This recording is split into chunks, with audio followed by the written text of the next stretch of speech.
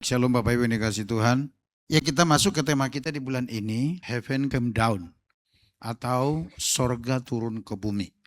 Nah, sekarang di bagian kedua kita lihat Bapak Ibu, mengenai Heaven Come Down ini, yaitu makna Heaven Come Down, atau sorga turun ke bumi. Nah, kita lihat yang pertama dari Injil Yohanes. Yohanes pasal 3 ayat 16 berkata demikian.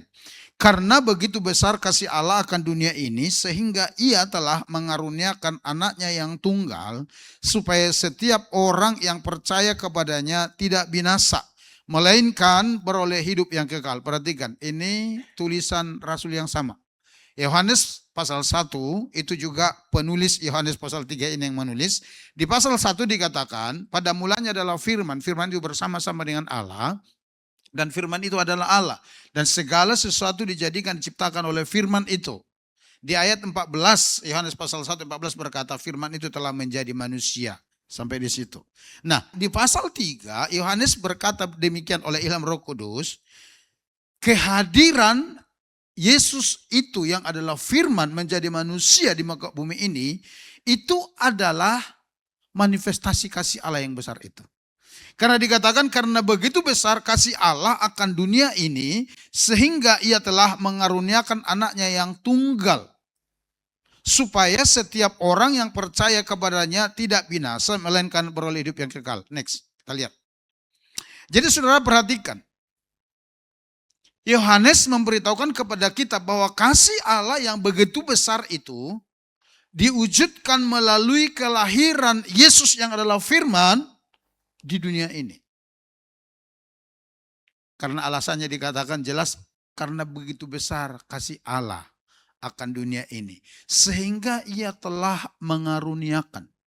Ingat minggu lalu kita berbicara tentang kasih karunia atau anugerah itu artinya adanya sesuatu yang diberikan kepada seseorang meskipun orang tersebut sebenarnya tidak pantas dan tidak berhak menerimanya. Itu kasih karunia. Itu anugerah.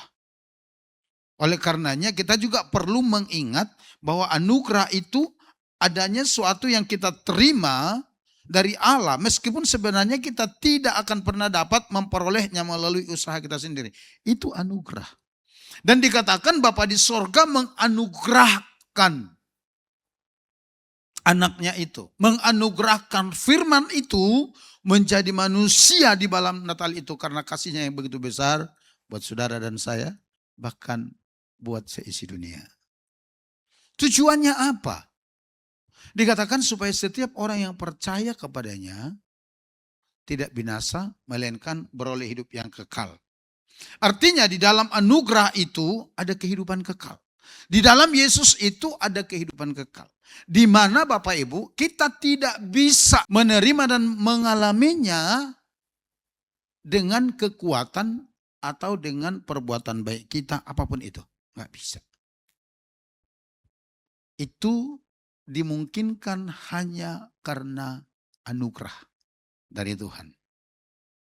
Minggu lalu saya sudah sampaikan contoh kepada saudara mengenai anugerah itu Bapak Ibu. Anugerah dengan upah itu beda. Nah, salah satu contoh begini. Seperti saya katakan, kalau saudara memiliki usaha dan punya karyawan, lalu karyawan saudara 3 bulan nggak masuk tanpa izin, tanpa kabar, tanpa berita. Nah, lazimnya kalau kita berbicara upah dalam sebuah perusahaan atau pekerjaan, orang pasti sudah memecat orang itu, memberhentikannya. Betul ya? 3 bulan tidak masuk kerja tanpa kabar berita. Orang seperti itu pasti sudah dikeluarkan. Dan mungkin tanpa pesangon. Itu kalau berbicara upah. Karena orang akan menerima sesuai dengan apa yang dikerjakan. Tapi kasih karunia atau anugerah berbicara lain. Kasih karunia atau anugerah itu begini. Bapak Ibu, seorang pimpinan dari sebuah perusahaan atau usaha di mana Bapak Ibu mempekerjakan orang, sudah 3 bulan tidak masuk tanpa ada kabar berita, tapi Bapak Ibu masih mempekerjakan dia, masih membayar gajinya penuh, ditambah lagi bonus.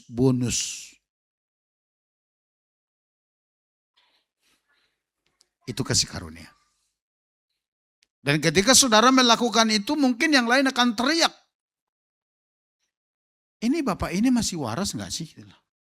Masa karyawan model begitu, sudah 3 bulan tidak masuk, masih dipakai kerja, bukan hanya masih dipakai, gajinya dibayar full, bukan hanya gaji dibayar full, tapi ditambah bonus-bonus.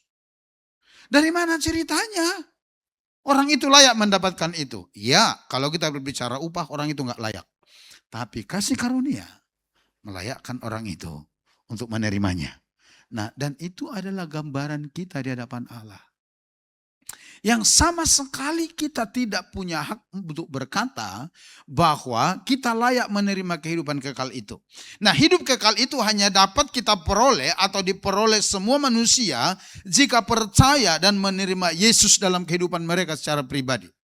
Di dalam 1 Yohanes pasal 5 ayat 11 sampai 13 dikatakan demikian. Dan inilah kesaksian itu. Ini rasul yang sama yang menulis.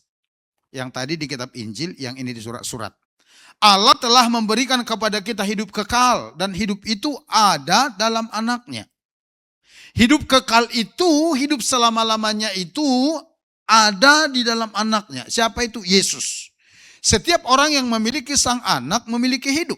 Setiap orang yang tidak memiliki anak, Allah tidak memiliki hidup.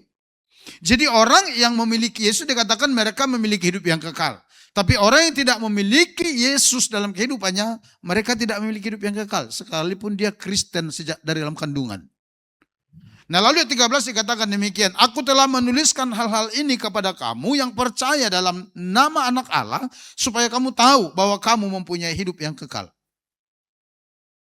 Artinya begini, setiap orang yang membuka hatinya kepada Yesus. Dan menaruh harapnya dan percaya kepada Yesus. Mereka itu memiliki yang namanya kehidupan kekal itu. Sekarang pertanyaannya, bagaimana untuk memiliki kehidupan kekal itu? Di dalam Efesus pasal 2 ayat 8 sampai 9 berkata begini, sebab karena kasih karunia. Nah, perhatikan. Sebab karena kasih karunia, anugerah tadi itu, kamu diselamatkan oleh iman. Oleh iman yang ada pada kita kepada Yesus. Itu bukan hasil usahamu, tetapi pemberian Allah. Itu benar-benar pemberian Allah. Itu bukan hasil pekerjaanmu, jangan ada orang yang memegahkan diri. Jadi sekali lagi tidak ada tempat, tidak ada peluang bagi kita untuk berkata, oh saya bisa diselamatkan itu karena perbuatan baik saya. Enggak ada. Kenapa? Karena Alkitab berkata, semua pekerjaan baik kita, semua yang kita anggap kesalehan itu hanya seperti kain kotor di hadapan Tuhan. Yesaya 64 ayat 6 dikatakan demikian. Demikianlah kami sekalian seperti seorang najis dan segala kesalehan kami. Terjemahan lain berkata demikian. Dan segala pekerjaan baik kami hanya seperti kain kotor. Kami sekalian menjadi layu seperti daun dan kami lenyap oleh kejahatan kami seperti daun dilenyapkan oleh angin. Jadi di hadapan Allah semua tindakan, semua pekerjaan, perbuatan baik yang kita lakukan itu enggak lebih daripada hanya sebatas kain kotor, kain pel, kain lap.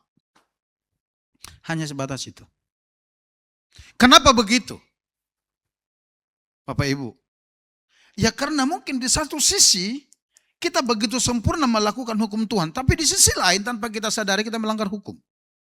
Hukum Tuhan itu sendiri. Dan Alkitab berkata, ada 10 hukum, saudara melakukan dengan sempurna 9 hukum, mengabaikannya 1 hukum dari 10 itu, yang 9 batal. Itu masalahnya. Yakobus pasal 11 katakan begini. Sebab barang siapa menuruti seluruh hukum itu, tetapi mengabaikan satu bagian daripadanya, ia bersalah terhadap seluruhnya. 10 hukum, saudara lakukan dengan sangat sempurna 9 hukum, tapi saudara bercacat di 1 hukum, 9 hukum lain gagal. Oleh karenanya, Bapak Ibu, tidak ada kebaikan kita yang bisa kita bawa kepada Tuhan untuk berkata, saya layak menerima kehidupan ini karena saya telah melakukan kebaikan ini. Ya, tapi di sisi lain kita banyak salahnya melanggar hukum.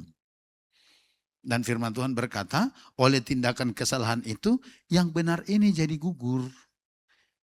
Oleh karenanya benar-benar kita itu bisa memiliki kehidupan kekal itu hanya karena anugerah Allah yang kita terima dengan iman percaya kita kepada Tuhan bahwa Dia benar-benar mengasihi kita dan telah memberikan Yesus bagi kita sebagai kehidupan kekal.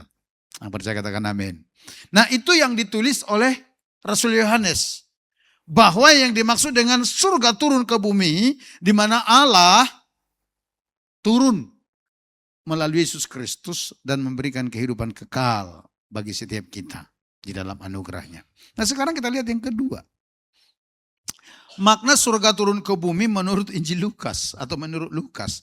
Bahwa Yesus adalah Mesias, Juru Selamat dan Tuhan. Di dalam Lukas pasal 1 ayat 31 dikatakan demikian. Ketika malaikat Jibril, kalau bahasa Inggrisnya, bahasa Indonesianya Gabriel, datang kepada Maria berkata begini, sesungguhnya engkau akan mengandung dan akan melahirkan seorang anak laki-laki dan hendaklah engkau menamai dia Yesus. Next. Ia akan menjadi besar dan akan disebut anak Allah. Perhatikan, akan disebut anak Allah. Siapa itu? Yesus yang akan dilahirkan itu, anak Allah yang maha tinggi. Dan Tuhan Allah akan mengaruniakan kepadanya tahta Daud, bapa leluhurnya. Dan ia akan menjadi raja atas kaum keturunan Yakub sampai selama-lamanya. Dan kerajaannya tidak akan berkesudahan. Next. Bapak perhatikan. Malaikat itu mendatangi Maria dan membawa berita yang bersumber daripada Allah yang berisi pengetahuan ilahi. Kenapa saya katakan berisi pengetahuan ilahi? Karena enggak semua orang tahu itu. Karena ketidaktahuan itulah makanya banyak orang menolak Yesus. Karena ketidaktahuan itulah makanya waktu Yesus hadir di Nazaret dan mengajar di sana, tetangga-tetangganya berkata demikian, siapa manusia ini? Bukankah ini anak Yusuf tukang kayu itu? Di mana saudara-saudaranya bersama dengan kita, di mana kedua orang tuanya bersama dengan kita. Kenapa? Karena mereka enggak ngerti, enggak paham pengetahuan ilahi ini. Tapi ketika malaikat datang kepada Maria, memberitahukan kepada Maria bahwa dia akan mengandung seorang anak dan melahirkannya, Maria kan sedikit agak shock itu. Jawaban Maria kan begini, bagaimana mungkin hal itu terjadi kepadaku? Sementara saya ini belum bersuami, belum menikah. Pengetahuan Maria untuk seorang wanita bisa mengandung itu, seorang wanita harus memiliki hubungan dengan seorang pria, ya kan? Atau suami istri, melakukan hubungan suami istri, layaknya suami istri. Baru nanti istrinya mengandung. Tapi ini dia sudah bertunangan, iya. Tapi belum tinggal satu rumah. Belum pernah tidur bersama, tapi dikatakan engkau akan mengandung. Lalu dikasih tahu, dikatakan anak itu namanya Yesus. Artinya Yahweh menyelamatkan. Yesus itu akan disebut anak Allah yang maha tinggi. Jadi yang kau kandung itu bukan anak manusia, tetapi dia dari Allah. Dan tujuannya dilahirkan adalah untuk menjadi raja atas kaum keturunan Yakub. Dan kerajaannya bersifat kekal. Lukas mencatatnya demikian rapi. Jadi ketika Allah mengutus malaikat menemui Maria, tidak datang membabi buta begitu aja enggak, tapi dijelasin. Pengetahuan ilahinya diberitahukan.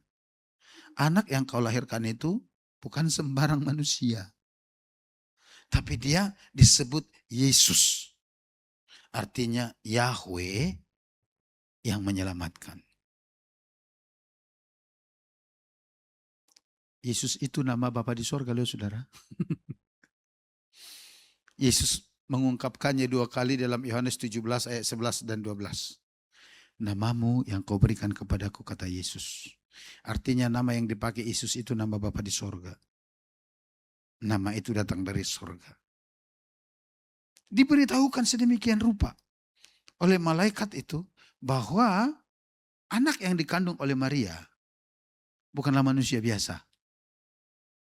Sekalipun dia lahir sebagai manusia biasa, tetapi dia pribadi yang ilahi, yang datang dari surga.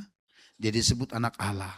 Dan tujuan kelahirannya dikatakan untuk menjadi raja atas kaum keturunan Yakub. Dan kalau kita berbicara keturunan Yakub dari Ulangan pasal 32 ayat 8, itu tidak hanya berbicara orang Israel di sana. tapi berbicara saudara dan saya juga. Ulangan pasal 38 berkata begini, ketika Sang Maha Tinggi membagi-bagikan milik pusaka kepada bangsa-bangsa. Artinya ketika Bapa di sorga membagi-bagikan milik pusaka kepada seluruh bangsa. Kan bangsa-bangsa itu maksudnya seluruh bangsa. Ketika Bapa di sorga memisah anak-anak manusia, artinya membagi-baginya, maka Bapa di sorga menetapkan wilayah bangsa-bangsa menurut bilangan anak-anak Israel. Jadi pembagian wilayah yang ada di dunia ini tidak terjadi begitu saja. Tapi firman Tuhan berkata, itu seturut dengan bilangan anak-anak Israel. Siapa Israel ini? Israel itu sebutan lain dari Yakub. Nama lain dari Yakub itu Israel. Berapa anak Yakub? 12 suku. Ruben, Simeon, Lewi, Yuda, dan Naftali, Gad, Aser, Isar, Zebulun, Yusuf, Benyamin. Jadi dari 12 suku inilah Tuhan bagi dunia ini, membuat pengelompokan untuk menghuni seluruh isi bumi. Tapi bersumber dari satu bapa, siapa itu? Yakub. Jadi kita ini keturunan anak-anak Yakub. Cuman dari suku mana kita kurang paham. Tapi ada kemungkinan dari 10 suku. Kenapa saya berkata begitu? Karena Bapak Ibu, Israel itu kan terbagi 2. Israel Utara yang disebut Samaria, 10 suku di sana. Dan Israel Selatan yang disebut Yerusalem atau sering disebut dengan Yehuda. Israel Utara ditawan oleh Asyur. Ibu kotanya Niniwe. 10 suku ini. Sampai sekarang nggak balik. Nggak balik ke Samaria. Berpencar terus, nggak pulang-pulang. Nah, 2 suku yang ada di Yerusalem ditawan oleh Babilonia. Setelah 70 tahun dikembalikan ke Yerusalem. Itu yang ada sekarang di Yerusalem. Yang 10 suku itu tertawan dan sampai hari ini nggak balik. Berpencar ke seluruh dunia. Dan ada kemungkinan, bukan ada kemungkinan lagi, saudara dan saya bagian dari 10 suku itu mungkin. Tapi bersumber dari satu bapa, siapa itu? Yakub. Itu menurut firman. Dan dikatakan kelahiran Yesus itu, kehadiran sorga turun ke bumi itu, untuk memerintah semua keturunan Yakub ini. Dan pemerintahannya tidak terbatas. Next, kita lihat lagi ya saudara. Di dalam Lukas 2 ayat 10. Dikatakan demikian, lalu kata malaikat itu kepada mereka, jangan takut sebab sesungguhnya aku memberitakan kepadamu kesukaan besar untuk seluruh bangsa. Tadi yang kita baca itu di Lukas pasal 1 itu berita kepada Maria. Ketika malaikat datang mengunjungi Maria memberitahukan kelahiran Yesus. Tetapi sekarang setelah 9 bulan 10 hari. Malaikat itu mengunjungi para gembala di padang Efrata. Yesus itu laki-laki kan? Nah, biasanya laki-laki itu dalam kandungan 9 bulan 10 hari. Kalau cukup waktunya. Kalau kita baca di dalam kitab Matius dan Lukas dikatakan setelah genap waktunya. Untuk Maria bersalin. Karena Yesus laki-laki, berarti 9 bulan 10 hari, saudara.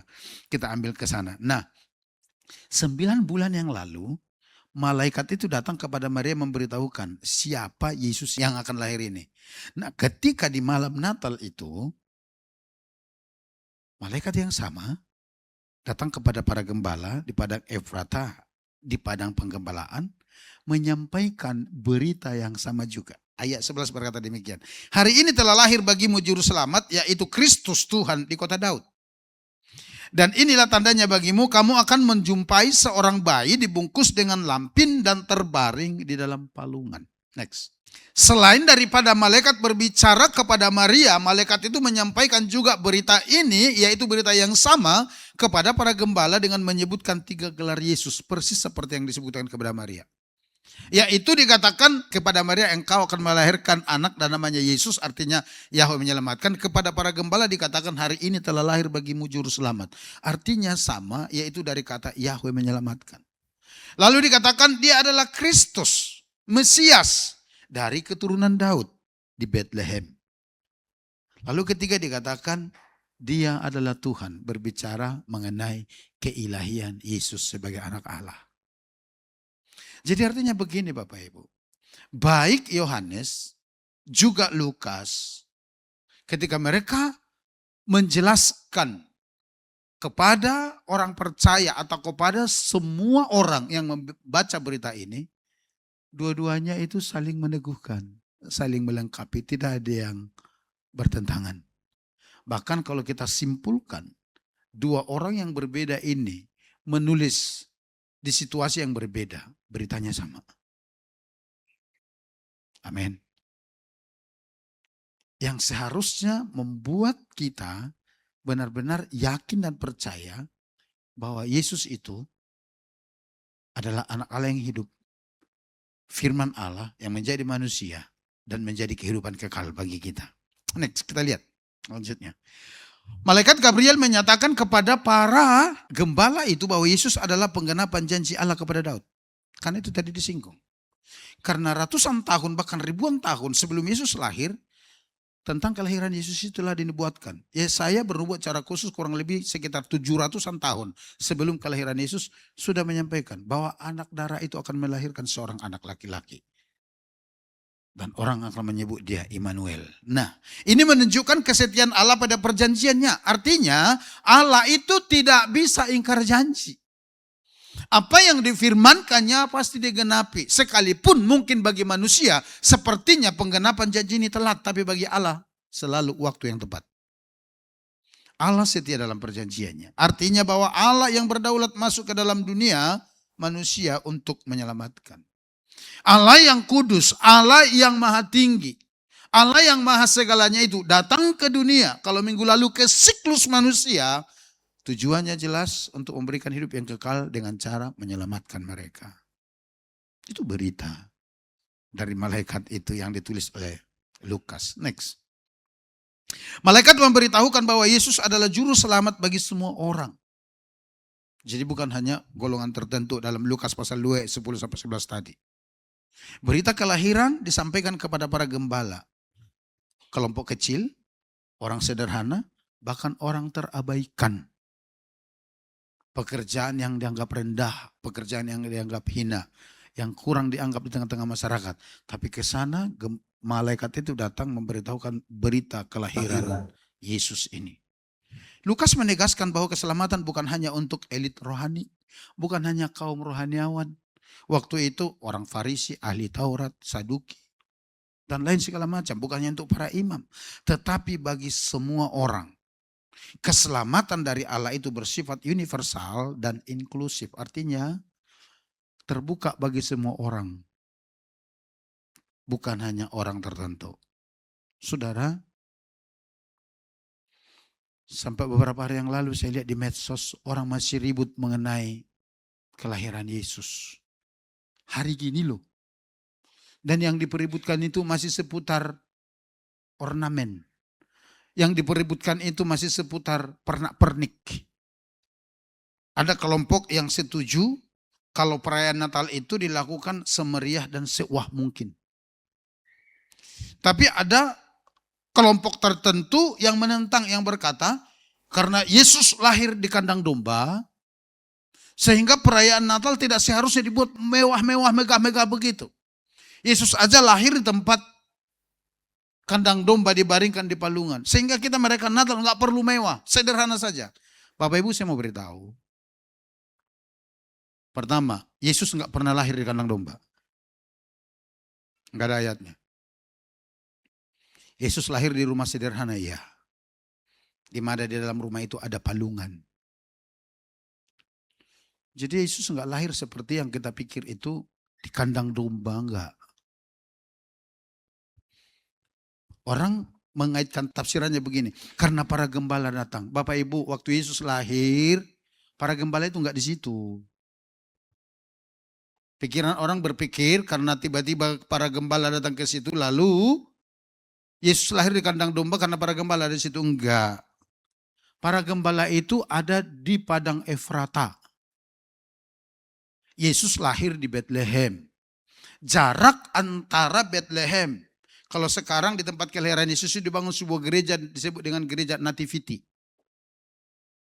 Ke tempat padang penggembalaan itu padang Efrata itu sekitar 3-4 kilometer. Turun dari Bethlehem. Jadi ketika malaikat datang kepada para gembala itu dikatakan maka bergegaslah mereka ke Bethlehem.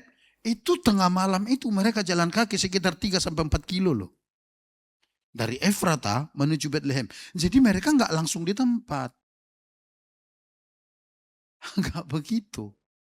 Tapi hanya karena tafsiran itu orang jadi banyak ribut. Hari gini Yesus sudah mau datang kedua kali, yang masih dipeributkan hanya masalah pernak-pernik Natal, perayaan. Geli kadang lihatnya. Saya mau beritahu kepada saudara, kehadiran malaikat memberitahukan kelahiran Yesus kepada para gembala itu. Yang pada saat itu, yang dianggap orang-orang yang terpinggirkan, mau memberitahukan kepada kita bahwa berita keselamatan itu terbuka untuk semua kalangan. Itu maksudnya. Bahwa berita keselamatan itu tidak hanya ditujukan kepada kaum rohaniawan. Bahwa berita keselamatan itu tidak hanya datang di istana Herodes, enggak. Tapi berita keselamatan itu bahkan orang yang tidak dianggap, orang yang termarginalkan sekalipun. Orang dianggap sangat rendah, tidak diperhitungkan, layak menerima keselamatan itu maksudnya. Jadi bukan masalah berbicara pernak-pernik Natal. Amin.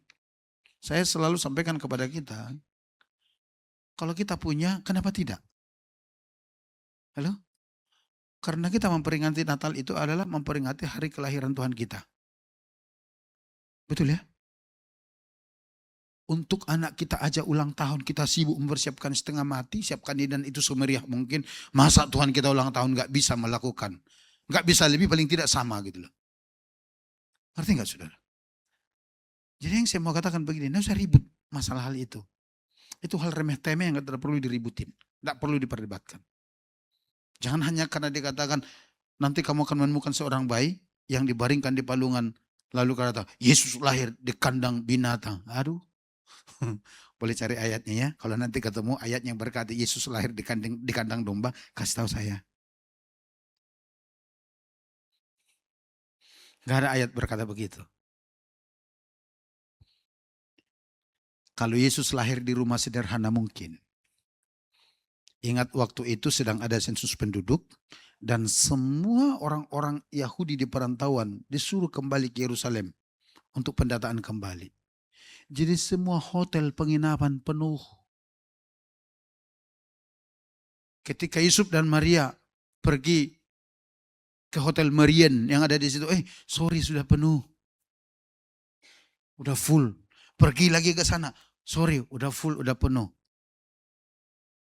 Sehingga nggak ada lagi tempat penginapan bagi mereka, pergilah mereka ke rumah sederhana itu. Kalau saya baca beberapa literatur, ada kemungkinan, perhatikan, ada kemungkinan konsep rumahnya seperti konsep rumah saudara-saudara kita dari Jawa. Saya pernah ke rumah teman saya di Jawa Tengah, di Juwana. Di rumah itu seperti ini. Rumah utuh besar, di depannya sebelum ruang tamu. Di situ ada palungan, di situ ada jerami, dan kalau sore hari, kambing domba mereka, atau kalau ada sapi, dimasukin, ditambat di situ diikat. Tapi itu bukan kandang. Itu rumah tinggal orang. Nanti setelah itu baru masuk ada ruang tamunya, terus ada kamar tidur, apa segala dapur. Tapi gabung satu gitu loh saudara. Ada kemungkinan rumah tempat Yesus lahir itu seperti itu. Di dalam rumah tapi di situ ada palungan gitu loh saudara. Tempat binatang minum. Tempat binatang minum. Tapi sekali lagi saya mau katakan, inti berita dari sorga turun ke bumi itu bukan masalah pernak-pernik. Tapi ingat, bahwa kehidupan kekal itu terbuka untuk semua orang. Seperti yang ditulis Rasul Yohanes, supaya setiap orang yang percaya kepadanya tidak binasa, melainkan beroleh hidup yang kekal. Next, kita lihat lagi. Malaikat memberitahukan bahwa kelahiran Yesus membawa sukacita dan damai sejahtera. Lukas 2:14 berkata begini, kemuliaan bagi Allah di tempat yang maha tinggi dan damai sejahtera di bumi di antara manusia yang berkenan kepadanya. Damai yang dimaksud, yang dibawa oleh firman yang menjadi manusia ke dunia ini, bukan tanpa konflik, tetapi shalom. Pemulihan relasi manusia dengan Allah dan juga dengan sesama. Shalom ini dari kata Ibrani yang artinya damai sejahtera yang utuh. Di mana ada di sana ketenangan, sukacita, ada pemulihan-pemulihan hubungan. Jadi damai yang dimaksud di sini bukan damai yang diberikan dunia, atau damai yang dimaksud bukan tanpa masalah, bukan tanpa konflik, bukan tanpa perseteruan. Tapi yang dimaksud di sini sekalipun ada masalah, sekalipun ada ketakutan, ada krisis, ada segala macam yang menakutkan, namun orang yang memiliki damai ini tetap tenang, memiliki damai di hatinya karena apa? Ada Yesus di hatinya. Itu maksud damai ini, shalom ini, saudara. Yang dibawa Yesus ketika dia datang ke dunia ini. Bahwa sukacita surgawi dinyatakan di tengah kondisi dunia yang keras. Artinya Yesus datang membawa pendamaian sejati antara Allah dan manusia dan juga dengan sesamanya. Jadi kalau kita simpulkan, baik dari apa yang ditulis oleh Rasul Yohanes, baik apa yang ditulis oleh Lukas, kira-kira intinya seperti ini. Bapa yang adalah kasih dan sangat mengasihi kita, menganugerahkan, menghadiahkan Yesus Putra Natal itu kepada kita, supaya kalau kita membuka hati kepadanya, kita memperoleh atau memiliki kehidupan kekal, hidup selama-lamanya bersama dengan Tuhan itu. Dan yang kedua, supaya kita memiliki damai sejahtera selama kita menjalani sisa hidup kita di dunia yang penuh kekerasan ini. Itu maksudnya. Kenapa ini penting kita ketahui? Bapak Ibu, dunia semenjak kejatuhan manusia ke dalam dosa sudah dipenuhi dengan segala hal-hal buruk. Tekanan, perselisihan, kepahitan, dendam, segala macam ada di dalamnya. Dan tidak menutup kemungkinan bahwa orang-orang yang percaya kepada Yesus juga diperhadapkan dengan situasi itu.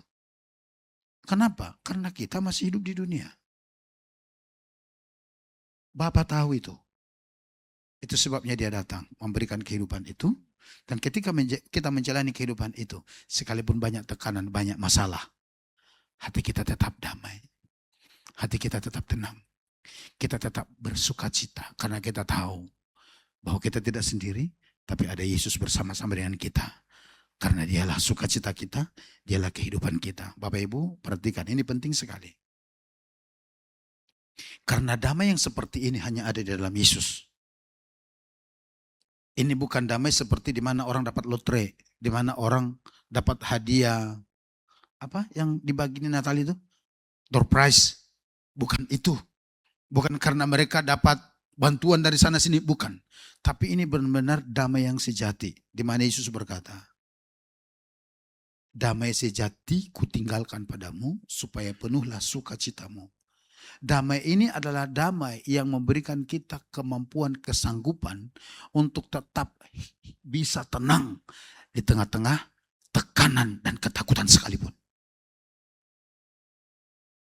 Dan orang-orang yang tidak memiliki damai seperti ini adalah orang-orang yang sangat besar kemungkinannya mengakhiri kehidupannya dengan cara-cara yang tidak mulia, dengan bunuh diri, dengan apa segala macam.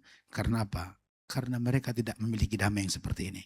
Tapi mereka yang hidup dalam Kristus, Bapa menggaransi, selain daripada kita memiliki hidup yang kekal, jaminan kepastian keselamatan, Dia juga mengaruniakan kepada kita melalui kehadiran Yesus, yaitu damai sejahtera yang bisa mengalahkan segala ketakutan itu. Oleh karena itu Bapak Ibu, saya mau katakan, tetaplah berharap kepada Yesus, tetaplah buka hati kepada Dia, tetap percaya kepadanya, maka engkau akan memiliki kehidupan kekal dan damai di dalam hatimu yang memberikan engkau kekuatan menjalani kehidupan ini sehingga engkau tetap memuliakan Tuhan.